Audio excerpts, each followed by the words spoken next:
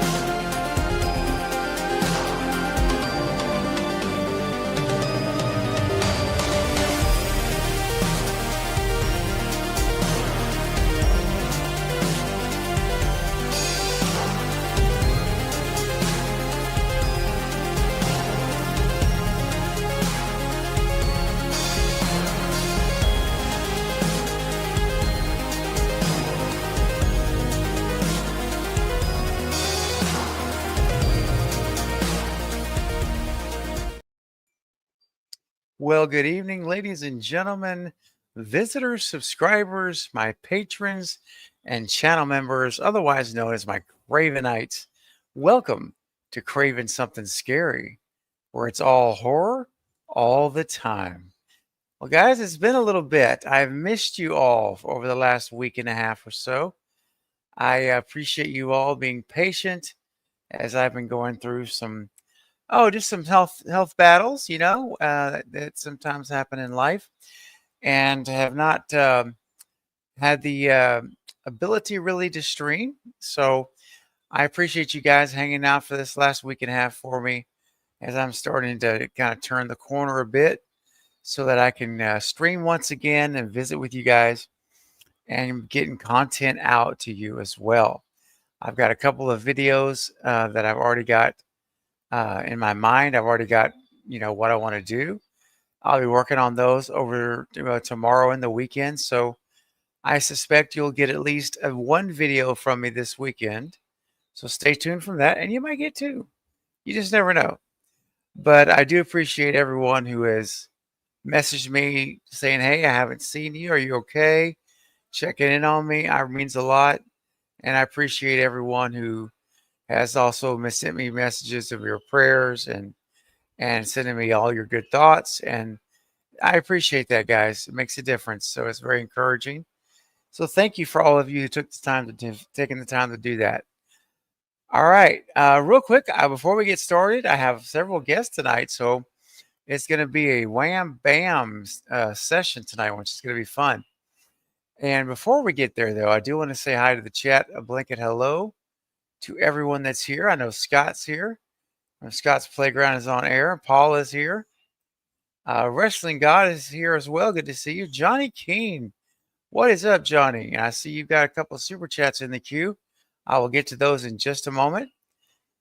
Kelly's in the house. What's up, Kelly? And Kevin is here as well. The Crafty Saver. Hello to you. And Stella G in the house. Happy Thursday evening, everyone. Right back at you, Stella. Glad you could be here for this discussion tonight. Now, I realize that it's only been a week, essentially, that this movie's been out, right? So there's probably not going to be a lot of people joining, because there's a lot of people that I know personally that have yet to see the movie, and it's on their to-do list. And so I know that we may have a smaller crowd tonight, and that's okay, because I'm assuming if you are here, you have seen the movie. So let me be real clear. When we get started, we're going to start with no spoilers. Okay, we're going to skirt around stuff, and then there'll be a point in the session, not too long from now, but whenever I will go ahead and say, okay, we're going to flip the switch.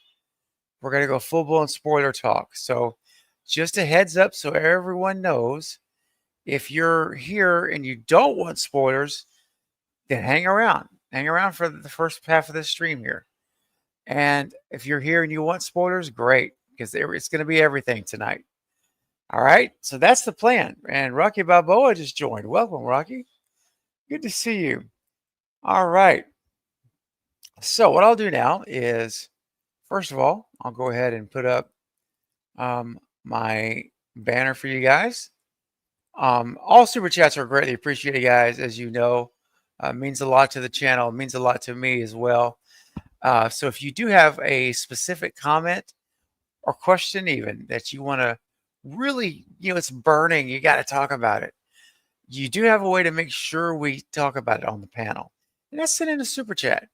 And I'll make sure that before this stream ends, all have been acknowledged and addressed. Otherwise, you can also just send in a comment in the chat. I'll get to as many as possible. I can promise you, though, with the large panel we have, I will not be able to get to everyone's questions. So just remember that and don't take it personal. But super chats will guarantee you that we will address it. All right. So having said that, let me start up with the order of which they joined backstage. So our first guest is a filmmaker, and I was in his last film. So was Knight from the Night Watch Zone. So you guys remember him. Those of you, I know you know who this is. Please welcome Jack Hunter to the stream. Hey, Jack. Yeah, I'm not supposed to tell them that the opening kill is Julie. Yeah. Oh, wait. Oh, hey. Yeah. What's up? What's going on? There's no spoilers. No spoilers. That's a joke. It's a joke. Yeah. It's a joke. Yeah. What's going on? Hey, man. It's good to have you. Good to see you again, man. Hey, and by the way, challenge completed officially. Yes. From what we're thank you. Yeah. I'm so excited. Thank you, brother. Anyways. All right. Yeah. Cool. All right. Next up into the lineup is, a lot of people can wear a beard, but there's very few that can rock a beard like my buddy Eric over at the Bearded Entertainment. And there he is. Hey, Eric, what's up, dude? Oh, you're muted. Muted, Eric. Muted. Turn your mic on, bro. First day on the internet. It's okay, man. What's up, buddy? There he is. Hey, man. How you been? How's it going, man? I've been good, actually. I've been really good. Wonderful. Yeah, thanks for having me. I'm excited to talk about this. I just saw it yesterday. Ooh. So I got a lot of fresh stuff. I'm curious to see what's going on. Wonderful. I'm excited too. And you're very welcome, by the way. Glad to have you, buddy. And last but not least for now, I may have a surprise guest joining in a little while. We'll see. But you guys know him well. I've had him on the channel many times, and we've had some great screen discussions and theory talks. And it's my buddy Destin from Destination Station. What's up, man? What's up, Steven? What's up, Bearded? Long time no see, man. I'm glad to see you took a bath. I'm kidding, man. I just had to mess with him. But hey, how's it going, man? Man, it's going all right, brother. Glad to be here tonight. Glad that we could do this, and I think we'll have an interesting discussion about this movie, and we'll see how it goes. I don't know how any of you guys think about it. Nothing, and you guys don't know what I think about it either. We've had no discussions, so this will be a lot of fun. All right, real quick before we dive in, guys, I do have a couple super chats that have come through, so let me get on this right now. Johnny Keen sending in $10. Thanks, Johnny. I appreciate you. Says, hi, Craven and Cravenites. I can't stay awake for the stream as working in a few hours, but we'll watch the repeat tomorrow. That's great. I know Jedi Summer, enjoyed aspects of it. Casts were good, and CGI was very ... Okay, buddy. Well, Johnny, thanks, man. I appreciate the super chat and you chiming in. And I know that over in Ireland, correct me if I'm wrong. Ireland is a lot different time than it is over here right now. So appreciate you, man, and appreciate your support. And speaking of support, Johnny came back with another super chat for $5. I appreciate that, man. Says 2 of 2 good. That is promising for Scream 7. Hopefully we'll make enough for a sequel. Hope you're well, Craven. Thank you for amazing streams and company at work. Oh, glad to keep you company at work. So 2 of 2. I'm trying to get my head around that. Any guys? I think he means he's continuing before. So he said the CGI was really good. That is promising for Scream 7. Yeah, that makes sense. Thanks, buddy. Yeah, man. I think Scream 7's got all the potential in the world right now. I'm so excited, but we'll save that for another stream coming soon. Don't worry. Thanks, Johnny. Yeah. Appreciate you. All right, guys. Well, also, real quick, before we get started, I was a kid of the 80s, and I know that some of you guys on this panel, I think most of y'all can relate to some degree, maybe not more than others. But I was a kid of the 80s, and I was a kid of Hulk Hogan, and raised up watching Hulk on the wrestling shows, and then when he turned to the dark side in the 90s, I can't remember what it was called. NWO. That heel turn. Yes. That was a critical point in our young lives to see that happen. Hollywood, go Hollywood. It was. Yeah, I was about to say when Hulkamania took over everything, man. Like, it was crazy everywhere. So I just want to give just a real shout out to, well, not a shout out, but I just wanted to mention, the passing of Hulk Hogan today, and it's very sad, and will be very missed. He's in movies, and you can still watch all YouTube has all kinds of stuff you can watch anytime you want to remember him. And so I thought it would be in good taste to have a moment of silence, guys, for just for a few seconds, and let's pay our respects to the Hulk himself. All right, guys, let's do that.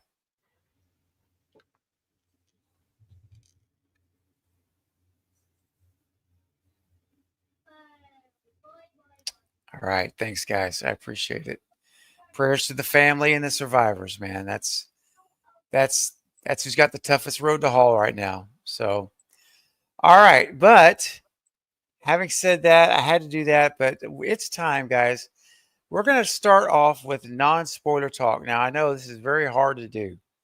So it really is. So it's not going to be a very long segment. I can tell you that. But what I'd like to do is go around and let's just say, I don't want to frame this. Destin, I'll start with you. What were your expectations, number one, going in? And this will be for everybody. What were your expectations going in? And what was your feeling coming out without any specifics? I think my expectations were pretty high. I liked Jennifer Caton Robinson as a director, and I was kind of wanting to see what she was going to do, because I did like the movie, even though it wasn't like targeted for me, but I did like the movie Do Revenge on Netflix. It was pretty well made. And I kind of wanted to see just what she was going to do with this movie. And it did look clean. It looked like it was, really well directed. So yeah, my expectation was pretty high. I had a lot of theories. I've been a fan of I Know What You Did Last Summer for the longest. My acting coach was in I Still Know What You Did Last Summer. So nice. I used to pick his brain all the time about Jennifer Love Hewitt because I had the biggest crush on her growing up. I think everybody did.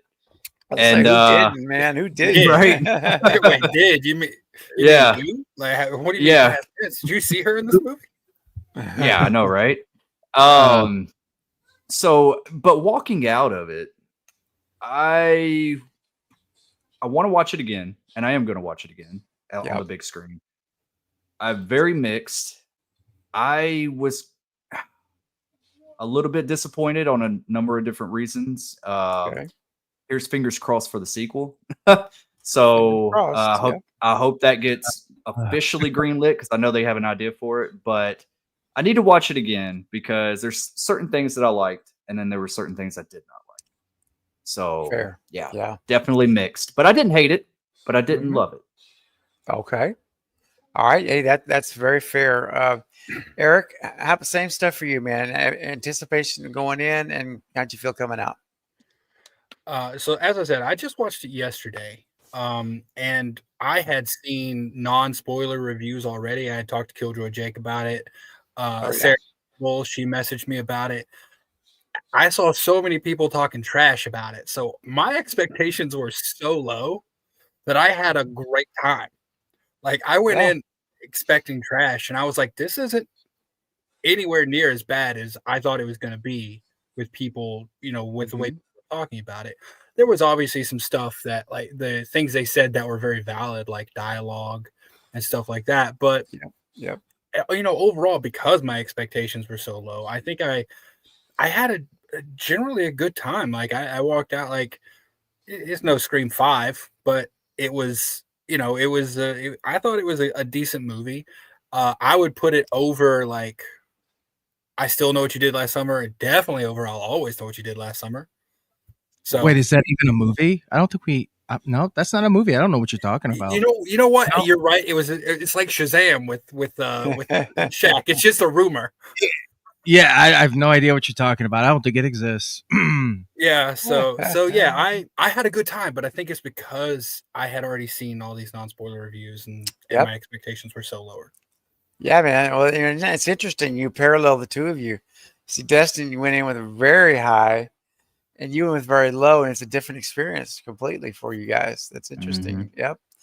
All right, Jack. Tell me your thoughts, man, going in, and then, like I say, coming out after seeing it. Going in, I was like in the middle. Like I was excited for it, like I was like, I think I was more excited for the fact that I needed to see it so it doesn't get ruined. That's probably the only reason why I was kind of excited to see it. I'm a huge slasher fan, as you know, but I whodunit, like I'm a huge whodunit mystery. I would say I was in the middle, and I was just happy to see it. Now coming out, I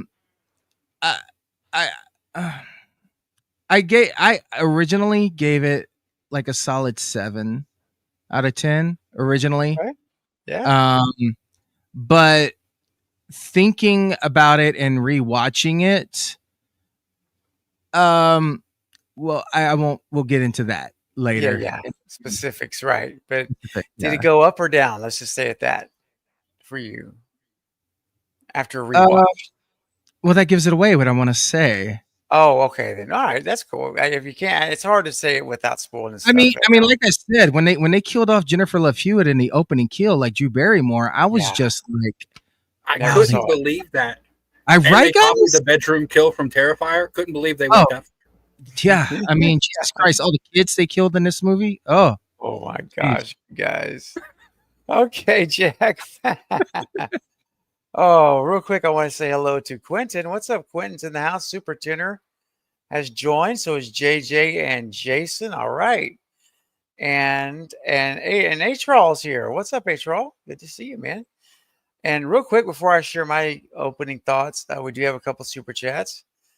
Front of the line, as promised, Super Tenor says, I know what you did last summer. 25 equals poop emoji. Oh, boy.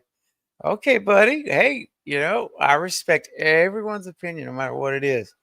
And I get it.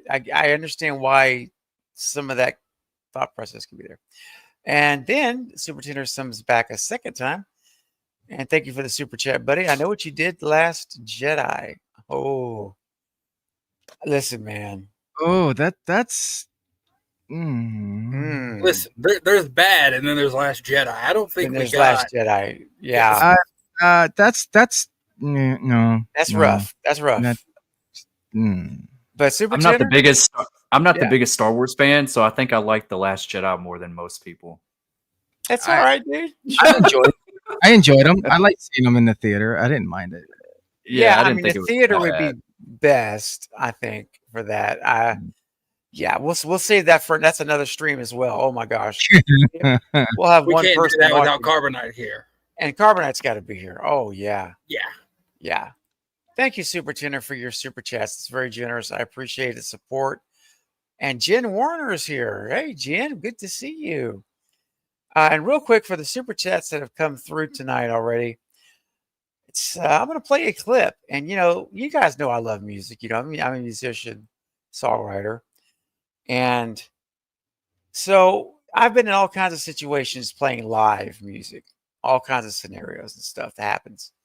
But I've never had a situation that was just like this guy.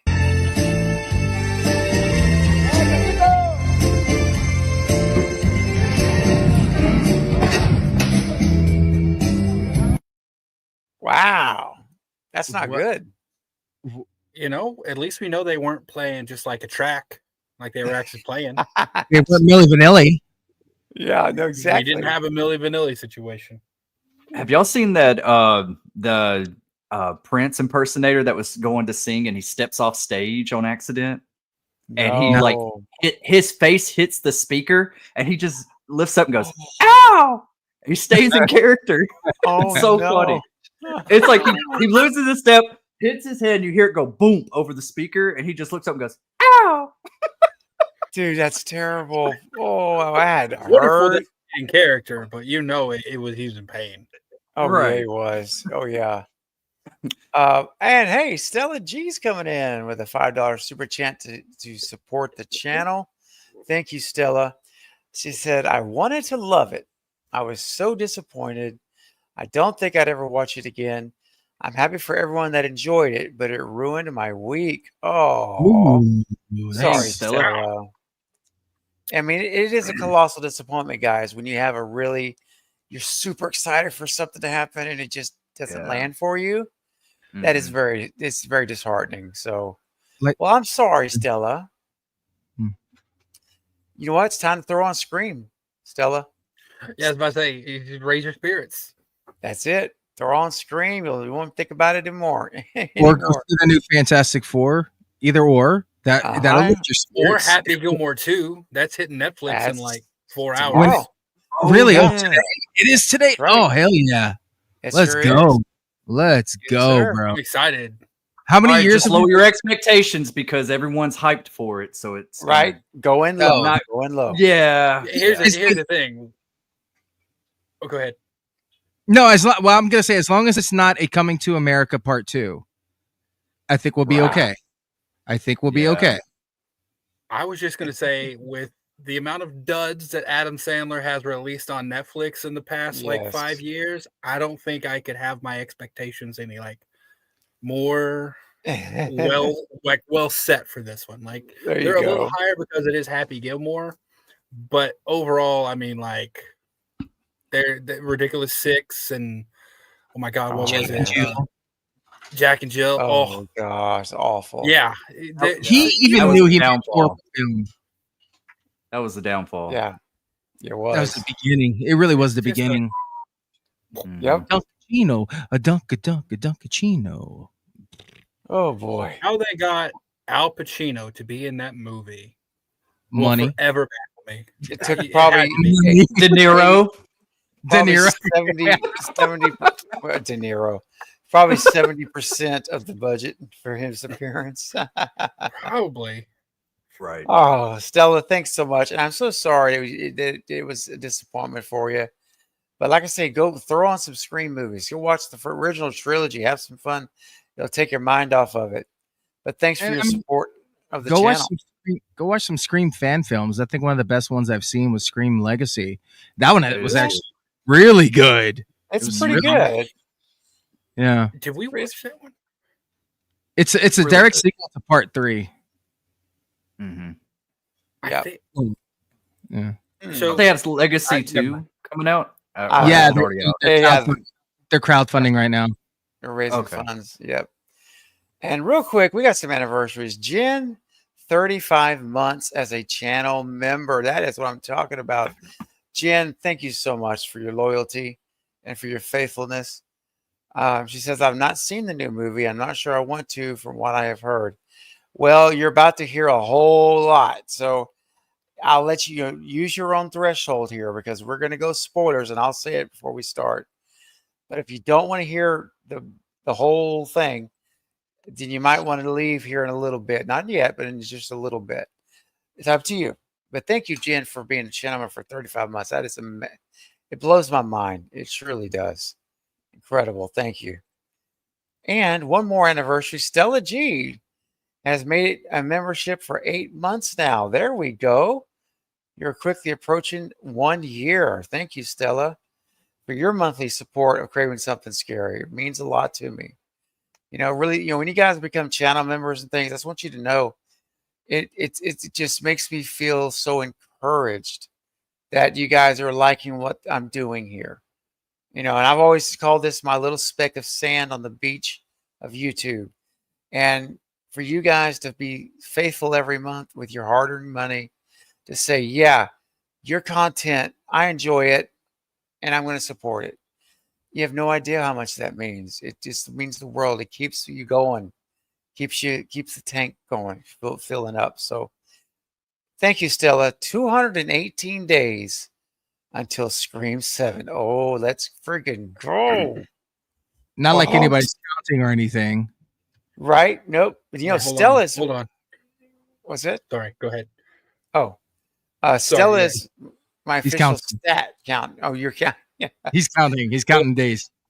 No, I'm not counting days. I have a counter on my phone, and you probably can't see it, but it literally counts down. That's awesome. No shit.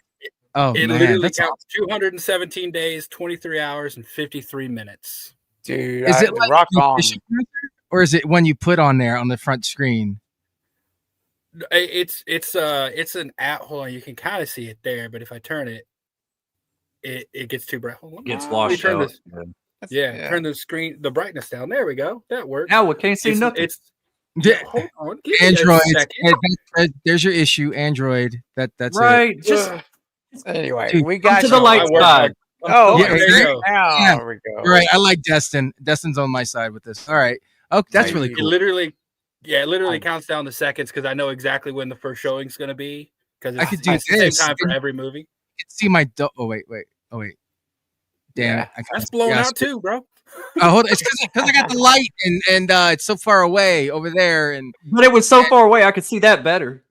Yeah, you see my daughter. Anyways, I have a countdown until the premiere of Scream 7 on my phone. So at any time I can just click the app and see when it's coming out. Stella says I have a counter on my phone too. There you go. That's the way to do it. Movies always come out premiere, like standard premiere is 7 p.m. on the Thursday. So I just looked at when it was supposed to be, and it's like Thursday before at 7 p.m. I know that's the latest I will be seeing that movie. Right. That's awesome. So, hey, Jason, much love to you too, brother. Much love to you too. And we got one more super chat came in from Super Tenor for $5. Says to each their own. Absolutely. I just don't like seeing stories and characters retroactively rewritten by people who didn't create it. Character assassination, in my opinion. Okay. Yeah, I respect you, man. I respect that opinion. It is, it was a little weird knowing that we had two new writers writing Sydney and Gale in Scream 5. I didn't know how that was going to turn out, and Dewey. And Dewey. Yeah, exactly. Oh yeah, I meant to say Dewey. It was a mixed bag. It was a mixed bag. Mm-hmm. They got it right with Dewey. And you know what? Gina Ortega, though. Gina Ortega. Oh, okay, that's all I'm going to say. That's all I'm saying. Oh, gosh. All right. So I'll give you my opening thoughts, and then we're going to get into spoiler talk. So my expectations were more in the middle, and I was hoping for an amazing film, but I wasn't expecting it. So I was like, okay, I've seen some things I like here. The director, as you mentioned, Destin, and I love the interview that I read with her about she's going to be using a lot more nautical themed weapons. Okay. So I was excited to see that. And, but, overall going into it, I would say my expectations were medium level. They weren't high, they weren't low. And when I got through watching the movie, I wasn't sure how I felt about it. To be honest, I had a lot of mixed feelings. Mm-hmm. And we're going to get into specifics here in a minute. We're going to dive deep. So I'll save that. But I had mixed feelings when it came out. I liked it. I will say I liked it. I didn't love it. Didn't hate it. I liked it. Probably met about where I thought it would be. I was hoping it would be better. But I'll tell you why more, guys. We'll all talk about why we feel these ways. So, yeah, I'll leave it there for now for non-spoiler. And real quick, Jen sending in a $5 super chat says, not sure what's been mentioned yet. Oh, I haven't talked about it yet. I was going to. But congratulations to Destin for getting a role on season 2 of Landman, the Billy Bob Thornton show on Prime. I love that show. I'm addicted to it. Yeah, I was going to bring it up. So, Jen, I'll let you lead us off with it. So, Destin, real quick. Whenever you texted me and told me that you got the part for two spots to be in the show this season. Yeah. And I was so excited for you, man. And how thrilling is that? Because this is big time. You're talking about a Billy Bob Thornton starring series, and you're stepping into written by Taylor Sheridan. Yeah, Taylor Sheridan. Demi Moore's in it. Demi Moore, yeah. It's incredible. So how did you feel? And just give us maybe a little 2-minute glimpse into it. It really hasn't even hit me yet. Tomorrow, I have to be there tomorrow to get fitted for my suit because I'm gonna play a lawyer next on the 30th the next week, and then on the 7th I got to be there for 2 days. But tomorrow I'm getting fitted, and I don't know. It's kind of surreal. I submitted for a bunch of different spots, and they came back with the lawyer, and they came back with a sales consultant too, which I'm still waiting to hear about when I got to go for that one. Nice. But yeah, it's pretty exciting because they've been, I kept thinking they're filming here in the DFW, and I'm like, should I put in for it? Maybe not. And I was just like, I'm just gonna do it. And then they were asking for a bunch of pictures, and they wanted like head to toe, back of the head, left, right, all that stuff. And I was like, geez, how many more pictures y'all need? And they came back. They came back with the yes, and so I'm super excited. Jen, thank you for the kind words. I really appreciate you. Congratulations, Destin. And thanks, man. Thanks. I mean, it's like an extra. It's just an extra. Yeah. But it says possible lines, so I don't know. Oh, dude. Yeah, so maybe they'll pick one of us to say something. Just get up and be like, I object. And just, I just want yeah, I'll just be the one yelling in the courtroom. That's right. Insubordinate. Yeah. What's up, Eric? Go ahead, buddy. Did you submit through Actors Access or what? It was casting. It was not Actors Access. It was casting something. Yeah, something like that. I have a bunch of them. And actors backstage. Or is that what you just said? Not backstage. Not backstage. It wasn't backstage. Is usually more of like plays and stuff, isn't it? No, they do film too. They do film too. Yeah. TV and commercial. Yeah. Wow. Well, Destin, you never know what doors can open from this, man. Yeah. If you get a line, hell, you can submit for SAG after you do a couple things. That's right. Do 3 full SAG films, 3 SAG eligible films, then you become SAG eligible.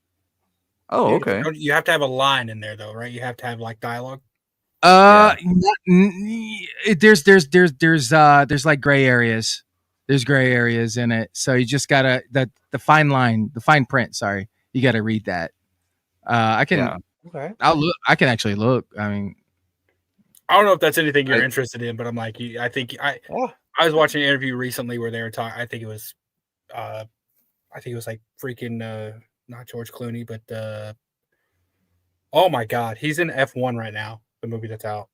Oh yeah, Brad Pitt was talking about when he was an extra and he tried to sneak a line in because he said you had at that time, and of course this was years ago, said you had to have a line in order to qualify to be SAG or to get SAG. So didn't work out for him, but so yeah. Well, listen, congratulates again, buddy. That's so awesome for you. Thanks, man. Sam Elliott's going to be in this season too. So, nice. So, cool. Dude, it'd be all.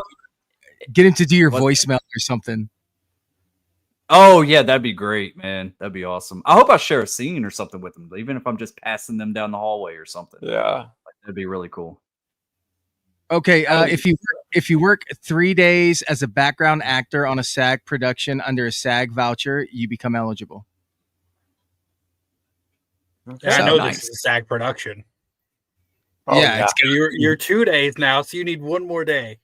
Well, the other role's 2 days too, so that'd be 4 days in total. There you go. So Bro, get your SAG card, Destin. Make sure. Yes. I'm glad y'all told me about it. This is a new realm I'm stepping into. So but Destin, I will tell you this: as the only bad thing about this, okay, there's a dark side. There's the light and dark. The dark side is all the indie filmmakers in the DFW area. If you do become a SAG actor, they're either going to have to pay you the SAG rate, or you can't do it because it's not SAG. It's a union. Yeah, it's a dude. There's pros and cons, so just weigh it. You got to weigh it. That's all. Okay. I wouldn't go SAG unless you have representation to help you get gigs. Yeah, because you're just gonna be wasting away. Wasting the dues and you're paying for nothing. Okay. Sweet. All right. Good advice. Thank you. There.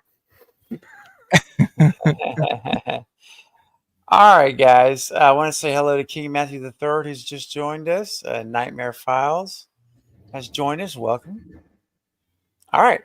So now we are going to go to spoiler talk, guys. So everyone in the chat, we are going to start talking. That quick? Sharing. Yeah, I think so. Because we can't really dissect story, characters, all that stuff without talking freely. So I want to be able to talk freely for everybody. So everyone in the chat, from this point forward, we're going to spill the beans on the entire film. So if you don't want to hear that yet, you can go ahead and leave now. And when you watch the movie, play the replay stream and you can catch up. Otherwise, we are going to spoiler talk right now. And so here's what I want to do. Let's talk about this. Jack, I'll start with you this time and we'll go down and I'll finish. Let's talk about specifically characters, just characters. Tell me what you thought about the characters. Gen Z to the max. It wasn't as bad as I Know What You Did Last Summer, the Amazon series. That was just freaking atrocious. It was, but it was some of the actions they made. And I don't want to knock the writers, but come on, some of the situations, with the guy in the sauna. You're next. And all of a sudden he just goes back to his house no big deal. Whatever. It's not going to happen. Right. Call the goddamn police, do something I think some of the characters are likable. Some of them. Okay. It's a mixed bag. It's not like, right. There was just the original 4, it was more of them. It was too many, and it was they were all alike in a lot of ways. It was the snobby, the poor, the rich, it was so stereotypical, over the top for me, for the characters. And by the way, Jennifer Love Hewitt is still a freaking babe. I don't care what the fat shaming is. I'm talking, dude, I'm a dad.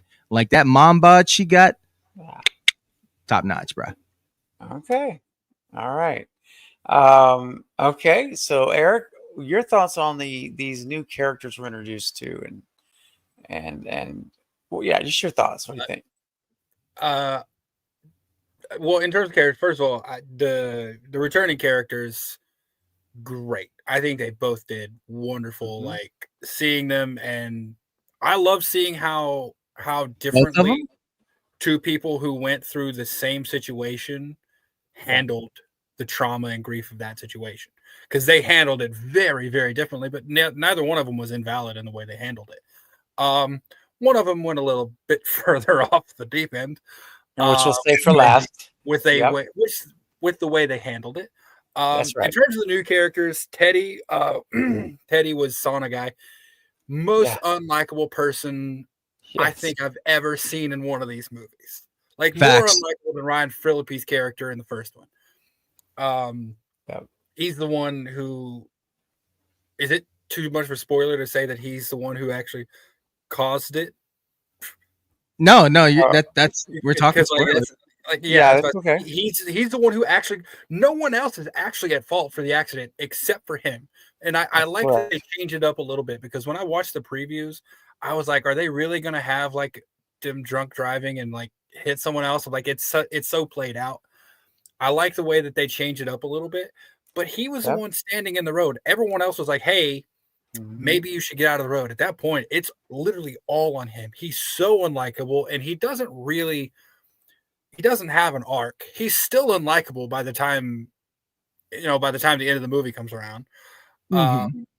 And yeah, so other than that, like Milo, the other guy, he was also a little bit insufferable, from being honest. Jesus. I thought he was pretty insufferable. Like, I'm just like, he was fairly useless. But Stevie was, I thought she was cool. What's the Madeline Klein's character's name? She was kind of the main character, I guess. Wait, which Danica? Yeah, well, I'd say she's the main character because everyone got together for her bachelorette party at the beginning. Right. Was it bachelorette? And then her it was shower. Yeah, I think it was the shower. Their wedding or their engagement announcement is what it was. Oh yeah, to Teddy, and then they come back a year later for her bridal shower with another guy.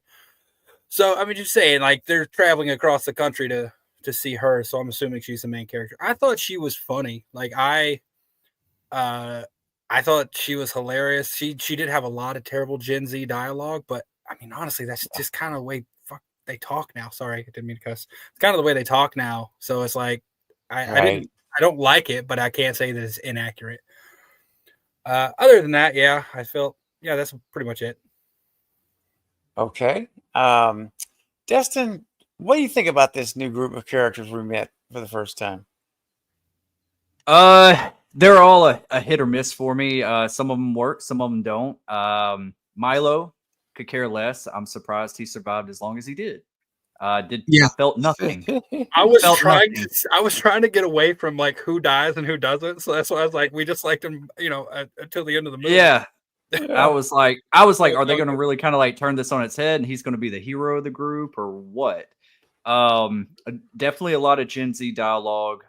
Especially don't like it on the later half. Danica, I did not like her at first, but she grew on me near the end a little bit more. Ava was cool. I guess she was a serviceable final girl, but even some of her dialogue near the end there's certain parts where they're sitting at a table that really bother me. I think it's at the very end, right? The very end. Are you talking about the very end? Oh my God. Oh, thank God you said it, bro. Yeah, I was like, and another thing I did not hold on, Eric. This is my time. All right. That's right. This is Destin's turn moment. I'll poke the bear. So I did not like the dialogue of if men would just get therapy, all this could have been avoided. And I'm like, wasn't one of the girls a killer? And then on top of it, the main killer, like the girl. Sorry, right? Yeah, and not only that, save names for later. Yeah, y'all are hating on Teddy, aka Theodore. Okay, I thought he was great.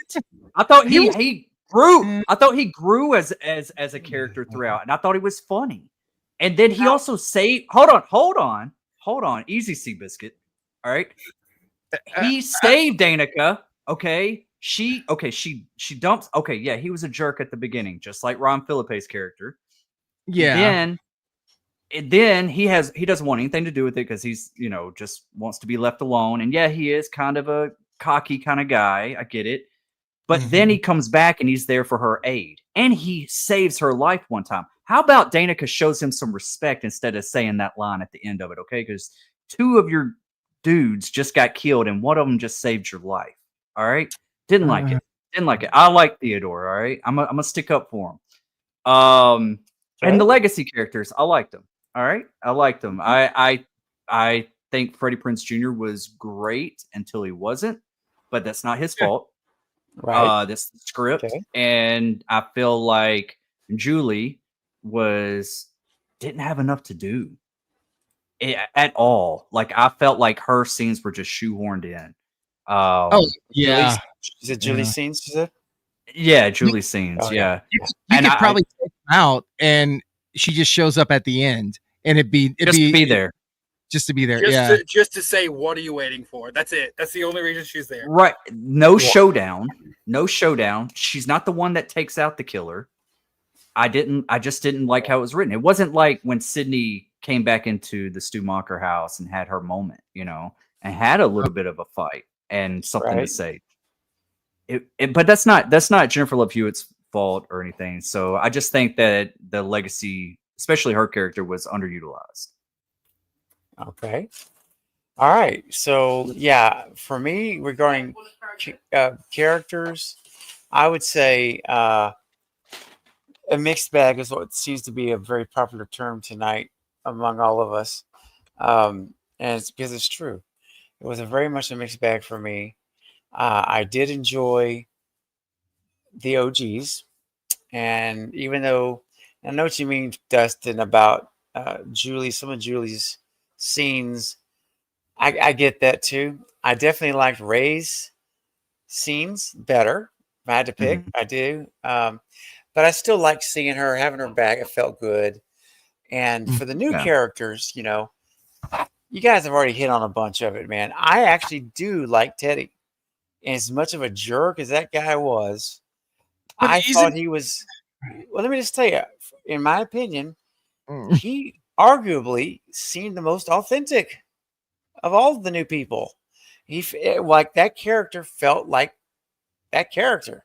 Like I believe the guy, and I was, and like I always say here, if someone on camera can make you hate them or not like them, they're doing a great job because that's what they're supposed to do.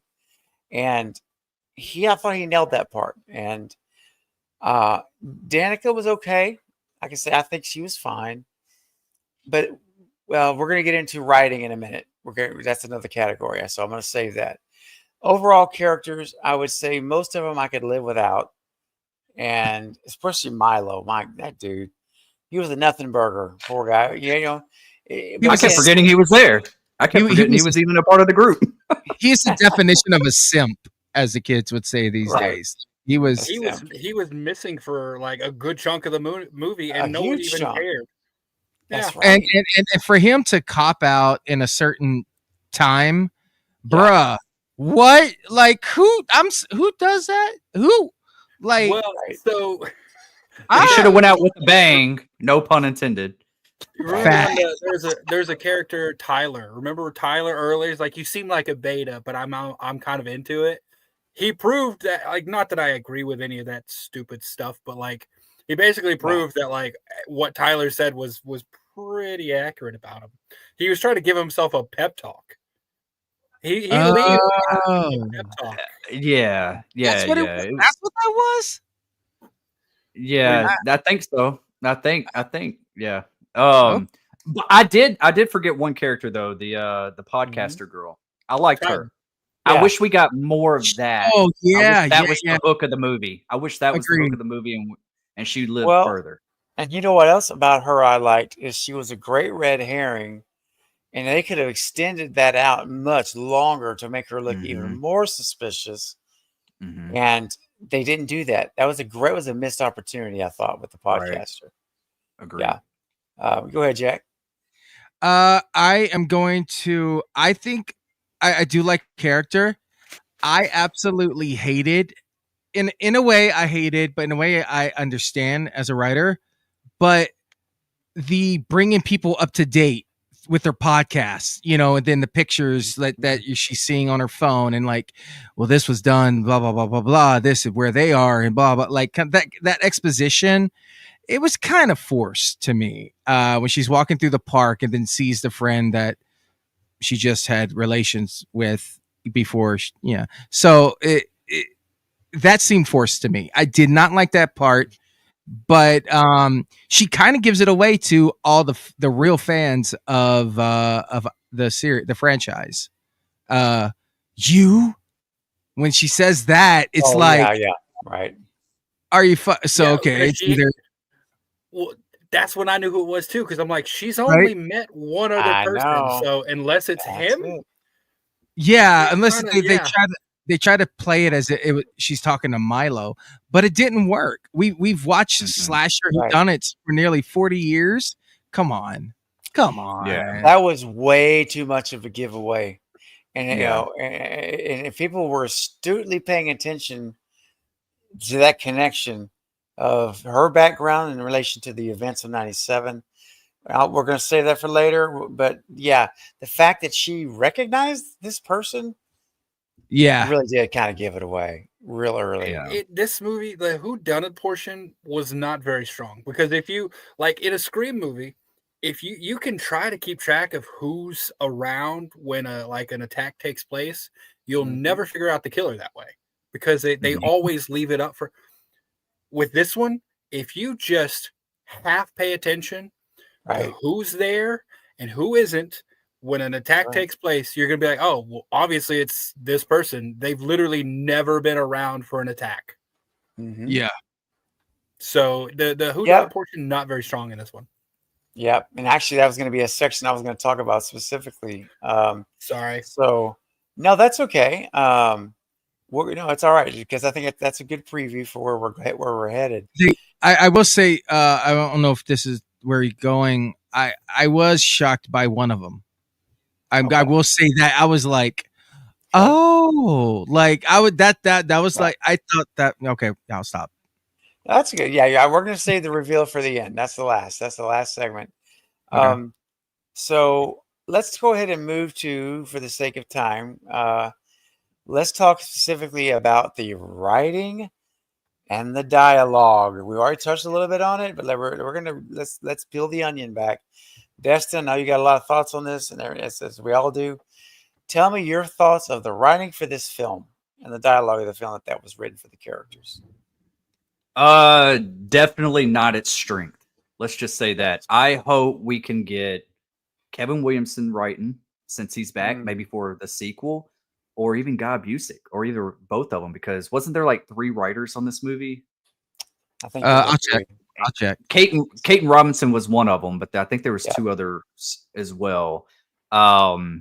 It's just, I get that. I hope that they kind of like shift, especially if they go into the sequel with more legacy forefront. Please have a different writer.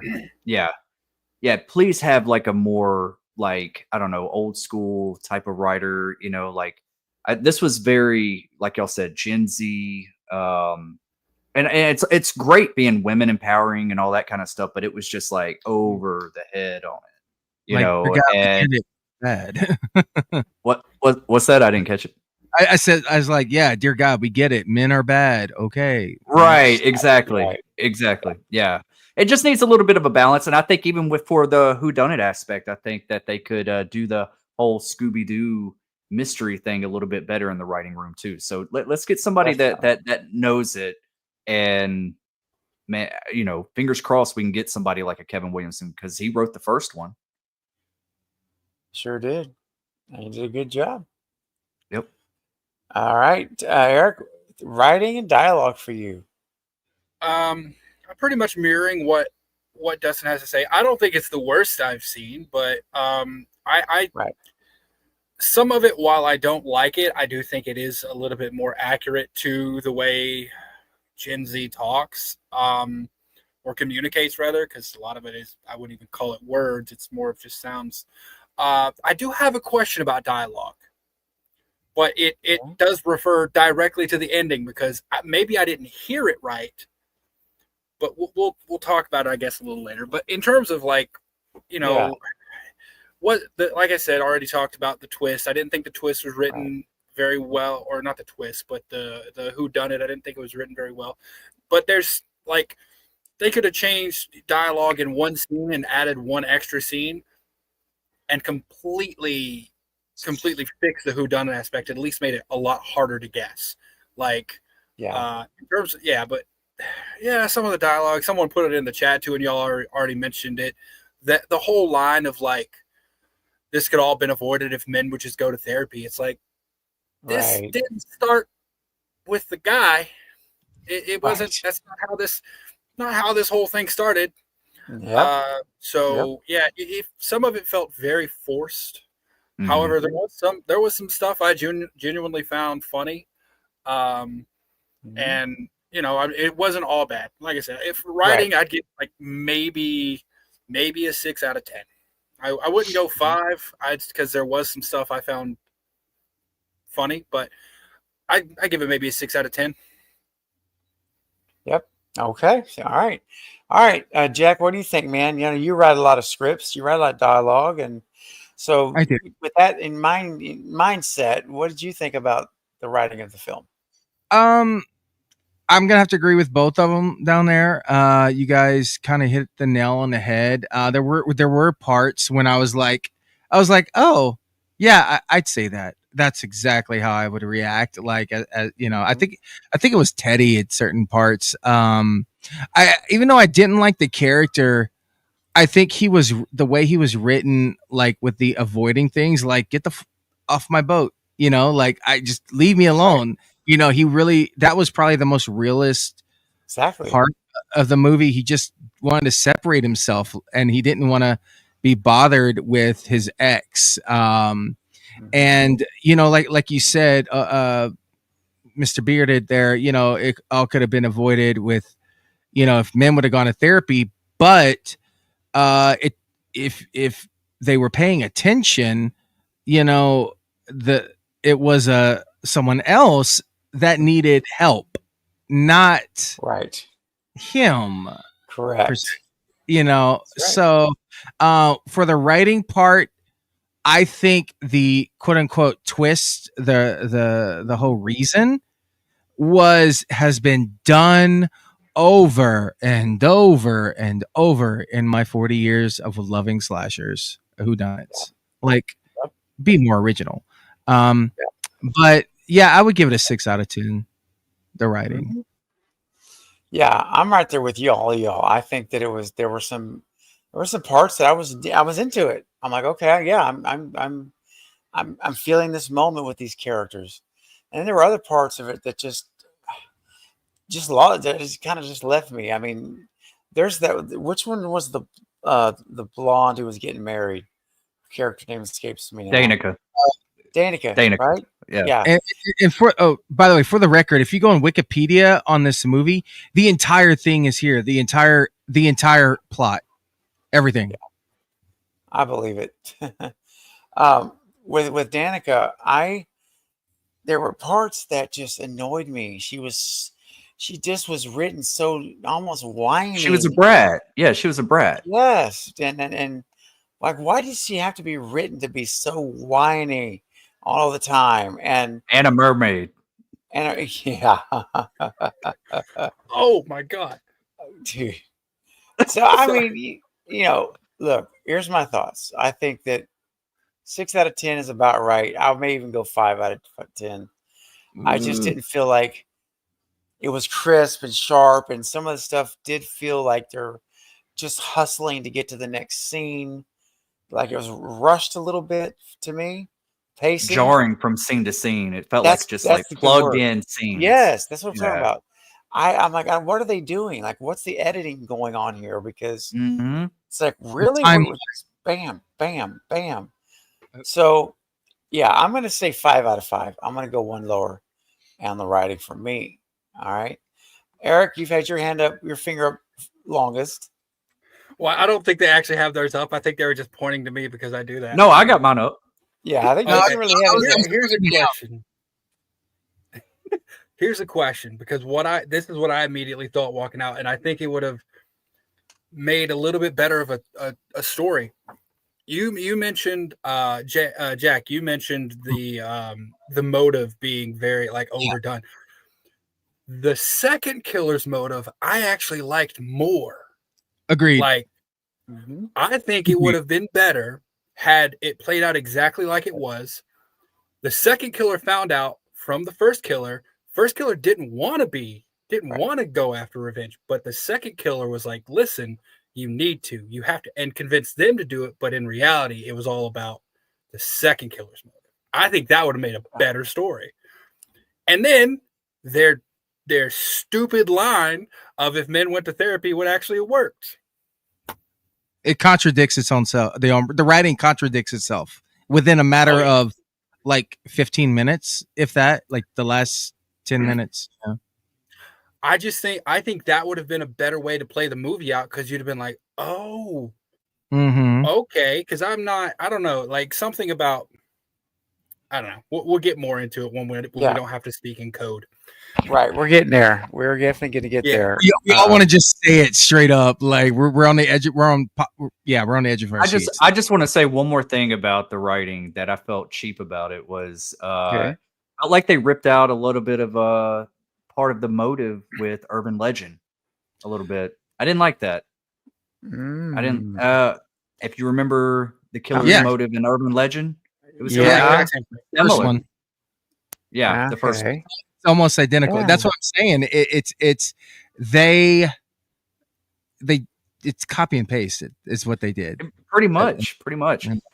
It's almost like they wanted to pay homage to Scream, which there's so many Scream references. We're going to get to that. Scream and the urban legend that they overdid it to the point that it's not an original film. It's just Nicole Kidman of AMC. Pieces, right, of movies. Go ahead, Eric.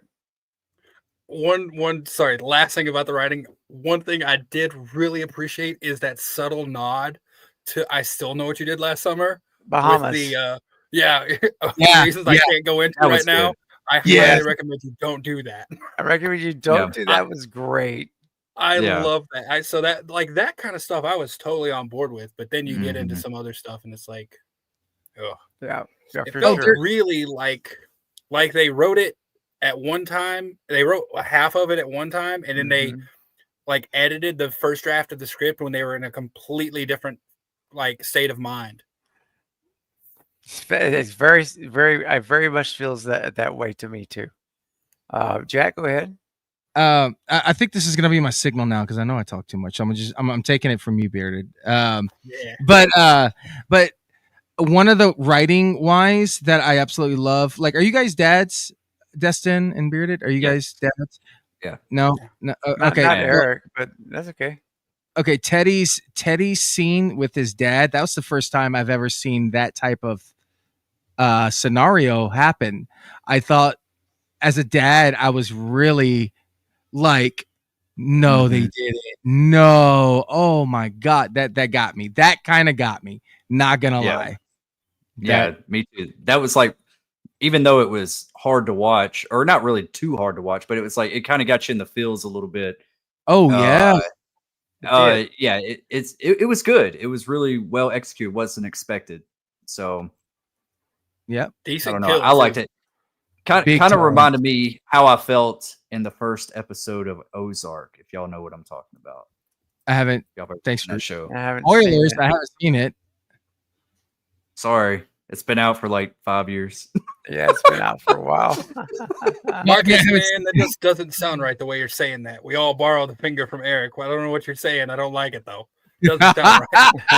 It's ET phone home. ET. You know the funny part about that? You want to my touch middle tips? name is Tyler. So you're on the other side, Destin. Yeah, you gotta go. Am I? On my screen, it looks like that. Yeah, it's always hard to figure this out. I'm above you guys. I'm on top of you. I'm a top, so I guess that's where. Oh God, my bad. All right, let's keep moving. No, it was a joke. I don't know why I have to say it. So, Steven. All right, thank you. All right, next, we're gonna do 4 more, and then we're gonna call it a stream. The next one I want to talk about is everyone's thoughts on the direction of the film, how you felt it was directed. Jack, I'll start with you. We'll go around and I'll give my thoughts last. Direction. I thought she did a great job. I would love to see more from her. I think that if a sequel is greenlit, that she's gonna come back swinging because of all the hate that this movie's getting. She's gonna probably try to prove everyone wrong, and I am okay with it. I think she did okay. She did good. All right, Eric. Yeah, I didn't. There were a couple of jarring cuts, and one of them was already brought up that I still can't. Like, I still can't kind of understand in my head as to why it was done that way. When he's in the sauna and he gets the "you're next" message, if they would have just left the camera rolling for literally 30 seconds and had him looking through the outside of the sauna, that would have completely changed that whole the whole feel. But it just kind of left a bad taste in your mouth when you see that, and then it immediately cuts to him just drinking at home. Like, nothing. There was no payoff to that. I don't know if that was happened in editing, if that was a script thing. Oh. But as a director, you should have been like, hey, this doesn't track. We need to address this. Maybe she didn't have the final say on that. Maybe it's possible that way. It's possible, but when it comes to I don't know, when it comes to that, my immediate look is director or editor. So I don't know. That's the only thing though. Like, everything else, as much as I didn't like dialogue in certain places, I thought it was shot well. There were some really cool shots. Tension building was pretty good. Like, I didn't mind direction at all. Like, that's probably one of my least one of the things I had a problem with the least. I give direction 7.5 out of 10. Yeah. That's fair. Destin, what about you, man?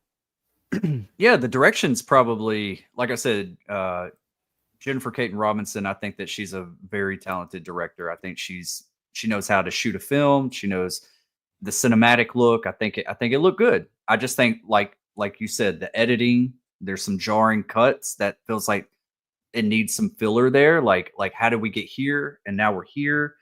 I even felt like that whole Teddy and Danica section of being at the graveyard. I was like, okay, this is obviously a set, but what are we doing here? You know what I mean? Exactly. And then forced scenes like the dream sequence. I don't know if we can talk about that yet. Yeah, I mean, that's fine.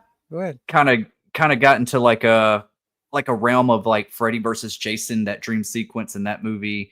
Of waking up in the police station, and that just felt rushed. And I'm like, why is everybody back but Ron Philippe? You know, you get Sarah Michelle Gellar back, and it kind of toys with you, making you think she's a killer, but then you start realizing she's in a dream. And I don't know. It was just things like that. Besides that scene, I liked her directing. That was it. Now, with Teddy's scene in the sauna, because we keep talking about that. In the first movie, Ron Philippe's jacket gets taken away from the fisherman, and he's wearing it. Remember, whenever he drives him, he runs him over. And and this one, when the truck goes off the cliff, Teddy's jacket gets taken because the arm comes out the window and pulls on Teddy's jacket and pulls it with him. I thought that was going to come back later on. Maybe that would appear in his locker at the gym when he's like. I think that would have been cool with the killer toying with him a little bit like they did with Ron Philippe's character. Maybe there was, and it just got cut. I don't know. But that's another thing is I didn't really like the accident scene either. I thought it was rushed, and I thought it was I wanted to linger there for a little bit more. You know what I mean? It just felt like it was just over way too quick. So, I felt nothing from the scene, honestly. But other than that, I think the directing was well made. It's just the editing and the writing is what I have the most issues with. So probably about a 7.5 out of 10 on the directing. Yeah. All right. Before I give my thoughts, Eric, and then Jack. Eric, go ahead. Really quickly, why was that float? Why was the float stored at the graveyard? Exactly. It was so full. The Croaker Queen float. The parade float. They're at the cemetery, and she just runs to this. First of all, huge storage shed at the cemetery, right? And the parade float is there. Yeah, she ain't that popular. That doesn't make sense. That's writing again, though. That's writing. Yeah, again. I was about to say. I was like, what? It really it was. You used the word already. Jarring. It was jarring going from that cemetery scene to that float. Like, it made zero sense as to how they got from that point to that point. There was no logic reason behind it. I'm like, how are we doing this? It felt like an afterthought because, Jennifer Caton Robinson and Sarah Michelle Gellar are really good friends, and she was looking for a way to put Sarah Michelle Gellar in this movie. She said it numerous times. And Sarah Michelle Gellar worked with her on Do Revenge on Netflix. So they're really good friends. I'm not even talking about the dream sequence.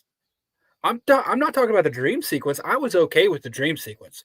I'm talking about the fact that the float was there. Like, right. Why was it there? You could have had that exact same scene play out in a storage shed with a completely different set piece. You didn't have to have that float to try to they were just trying to generate some nostalgia, and it was so forced. It was so forced. I felt nothing. Sorry. Yeah. All right. Yeah. I'm not gonna say. Oh yeah, go ahead, Jack. Go ahead.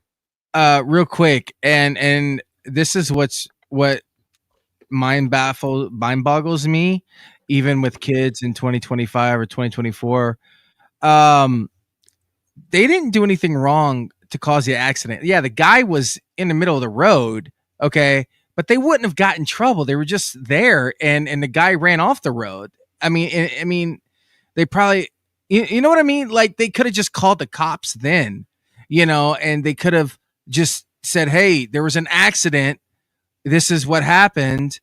We need help." Instead of the guy's body washing up on the shore later on when they realized who it was. I think that was a little. They wanted us to suspend disbelief that people would actually do that and just go away and not say a thing. Maybe I just have a little bit more faith in humanity, but someone would have said something because there's no explanation. Oh, what did they say? The guy got drunk? If that's, I don't remember that part. From what I remember, he didn't call the cops immediately. He told his dad immediately. And because his dad basically bribed the police chief the same way he bribed him to basically scrub everything from 1997 off the thing, because it wasn't that he thought he was going to get in trouble. It was, he thought it was going to hurt tourism. So that's what it was. It wasn't like, we're going to get in trouble. Protecting the town. Yeah. And protecting the town. And it's, and like the tycoon, business tycoon, I think he called an empire. He called his empire, his family business an empire. And while he couldn't have been found at fault because no one would probably have testified against him or anything, he would have been associated with it. That's the way I gathered it. It's still not a strong motive in my opinion, but I do think there is a little something to it when you consider it that way.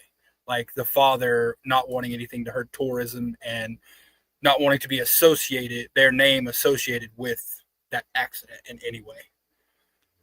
See, I didn't pick that up at the end, but thanks for explaining it. Now it kind of makes sense on why. Right when they got back to his place or wherever the engagement announcement was, he said, "I called my dad. He'll take care of everything." Right. So yeah, I think that's what it was. But it's like I said, it's still not strong. Still not a strong reason. Yeah. Yep.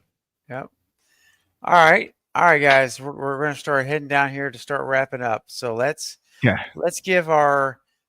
We've already kind of touched on the mystery aspect. I think we all agree there was they could have done a much better job on the mystery. They could have been such a great whodunit.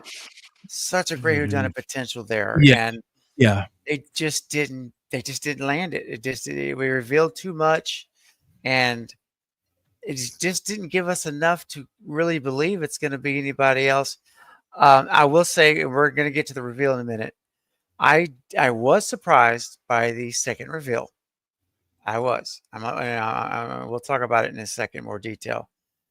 Well, I'll save that. Anyway, I think mystery, we all agree, missed opportunity. Could have been so much more. We could have been here talking about, dude, could you believe it was this person? Like, I would never suspected them, and it's too bad.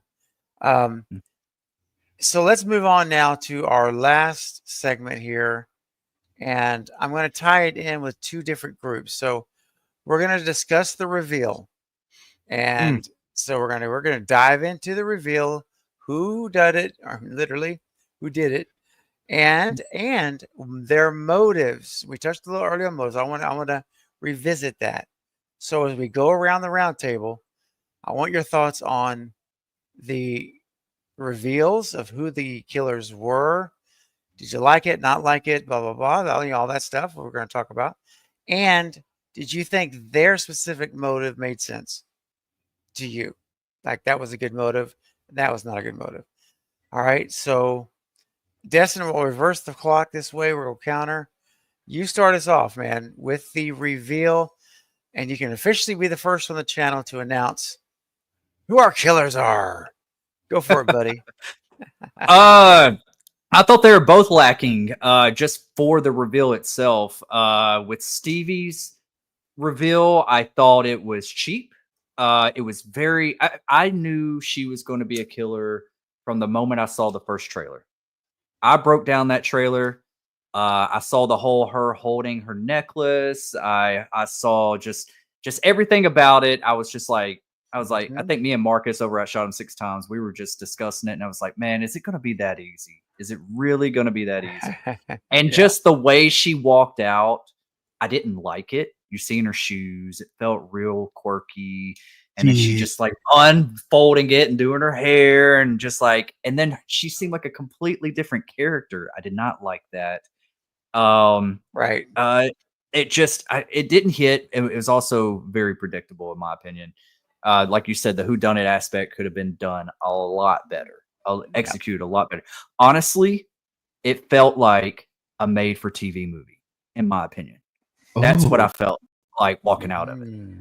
And there's been some good ones, but there's also, you can tell this is a made-for-TV movie. You know, right? Like, yeah, sure. And that's how I felt with that. And then with the second reveal, Ray Bronson. Wow, Ray.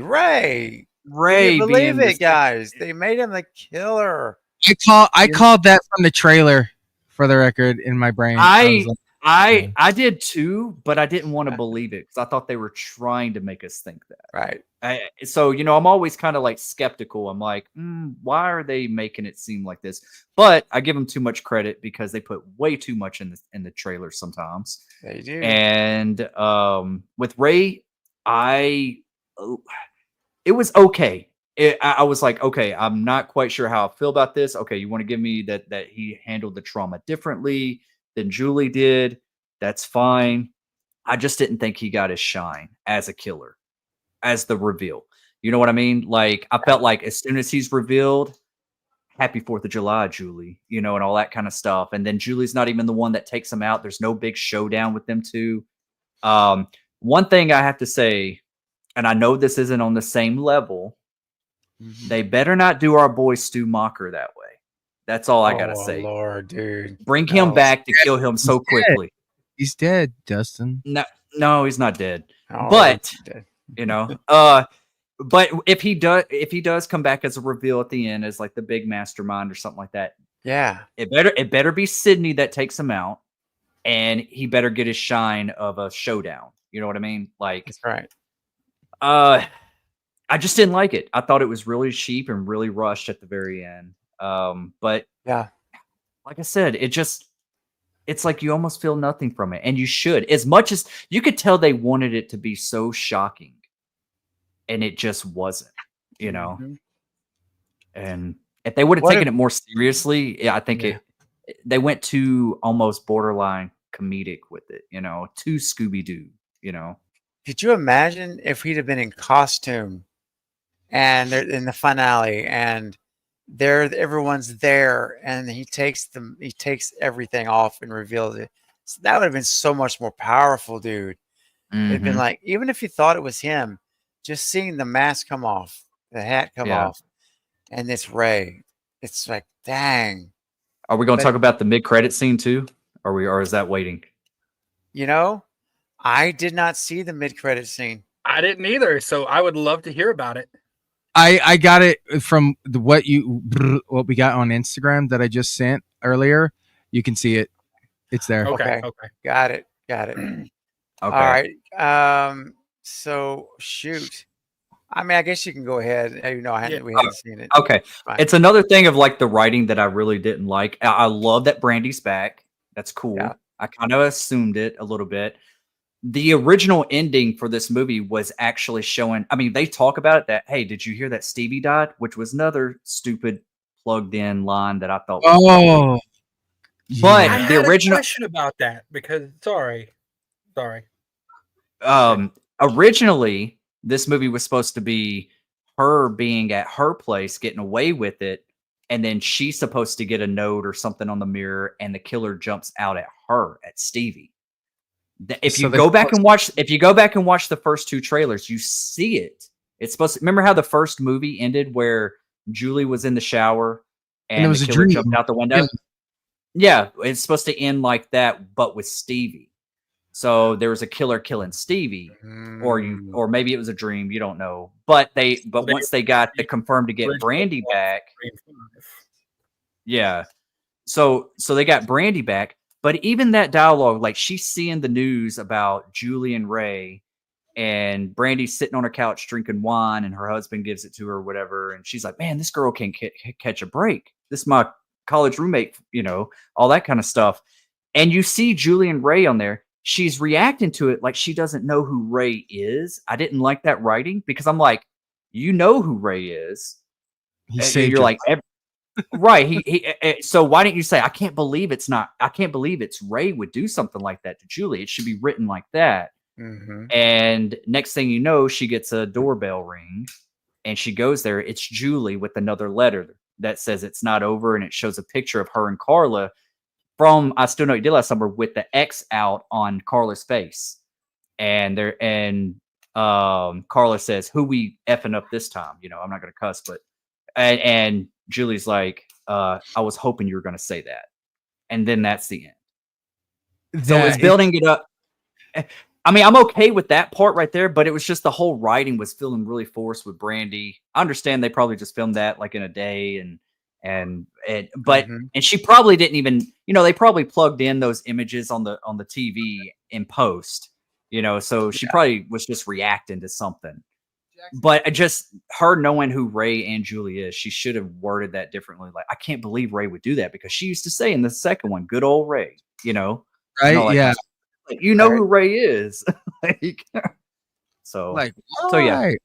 Mm-hmm. All right, so there, I told you the big credits. There it is. Okay. All right. What do you think about the killers and their motives? The reveal and their motives. The first one, Stevie, I thought was way obvious. If you pay any attention to who's present for the attacks, she's literally never present for an attack. Also, when Milo is killed, she just conveniently, "Hey, I got to go to the bar." It's like midnight when she says that. Like, "Oh, I got to go to the bar," and she leaves. 2 minutes later, Milo's killed. Yeah, that's weird. Yeah. And I don't know. I didn't really like. I wasn't surprised. I do think she went like appropriately crazy after the fact. Like, I was like, the motive. Oh God, it's so overdone. So overdone. Urban legend. Yeah, it's literally the urban legend mode. That's exactly what it is. They very easily could have switched the fucking the slicker for the parka, been the same movie. So didn't really care for that one. I actually really liked Ray. It was a little obvious because of Tyler, the podcaster saying "you," and it's like, because as soon as that happened, I said to myself, who else has she even met? And I'm like, wait a minute, she's like, she's Milo. Researching the 90 exactly. But there's no way this is Milo. No. I didn't think for a second it was Milo. I did not think for a second it was Milo. I knew Milo was canon. I loved his. I'm going to be honest. I know a lot of people hated it. I loved it. The fact that like they completely scrubbed their history from the internet, like no one knows about it. Like I loved that he was. I was like, it wasn't that long ago. We don't want to admit that it was that long ago, but it's almost 20 years ago, man. No, it's almost 30 years ago. Oh, it's 30, bro. 30. Yeah. It's almost 30 years ago. Like there are We're people getting old. who have been Pre-internet. born and graduated college since that happened. So True. I actually really appreciated Ray. Yeah. His motive, at least. I do think it would have been, like I was saying earlier, I liked Ray's motive better. I think it would have been a better play out if Yep. Stevie had went to Ray. Like we could have even saw this in a flashback and like confessed to it to him, and then she didn't want to do anything. She wanted to move on. Then Ray started it and kind of like not forced her in, but like kind of like brought her into working it, like, with cult members. Like, exactly, making her want to get revenge. I didn't like how easy it was for. They all said that they looked into the person who crashed. Mm-hmm. Every one of them said they looked into him. Yep. They had a year. They couldn't find anything, but it took 30 seconds inside that church to figure out the connection. Didn't like that. Right. But for the third killer, I think I'm going to be pretty excited about that one. Because I do think there's a third killer. Yeah, I think. You know who I think it is? Ben Willis. No. No, His it's long lost her friend. daughter. Obviously, it's her friend, the one who was helping her with the drinks at the very beginning, who was also the one cleaning the windows at the church, who's also right in the same photo. Yeah, where the hell did she with go? Her and we don't know, because after we leave the church, the next time we're in it, the preacher has been killed. And she's gone. We don't see her again, but she's also in that photo with Stevie and the guy who got ran off the road. Oh, yeah. But who wants to kill? But who wants to kill Carla now? Because she has the X across her face, like she's next. I don't know, but I'm calling it now. If there's a sequel, that woman is coming back as a killer, because we already said. We already said that, or Stevie said during the movie she didn't tell anyone, but clearly she already told Ray. If she told Ray, there's no telling who else she could have told. And yeah, I think that woman is a third killer.